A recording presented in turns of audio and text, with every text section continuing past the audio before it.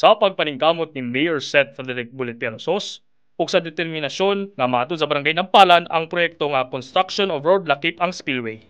Giatagan kinog pundo gikan sa kagamhanan lokal nga 3 milyones ka pesos aron magmahimong haksay ang ilang adlaw-adlaw nga gimbuhaton ingon man sa mga negosyante. Dako kay nako pasalamat ni Mayor Frederick Halosos nga iya mi gitagaan ani ang amo ang dako kaayong kayuhan nga iyang gihatag labi na nga ang makatawhan diri naglisod jud pag-agi sa pagwa sa tubig diri sa amo ang tubod. Og ag sa una lahi jud kay kausaban kay magsige jud mi og ayo sa amo ang tabukanan nga butong kay agi sa dakong baha. Og karon dili na gyud mi maglisod. Salamat gyud kaayo.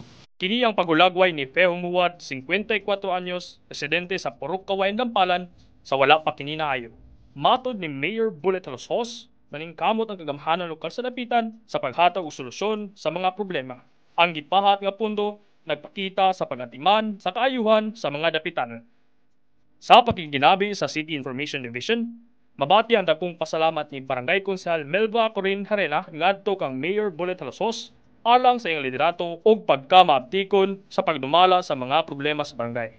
Dako gyud kaayo kausaban ning amo nga project karon kay sa una mabahaan gyud ni dinhing dapita.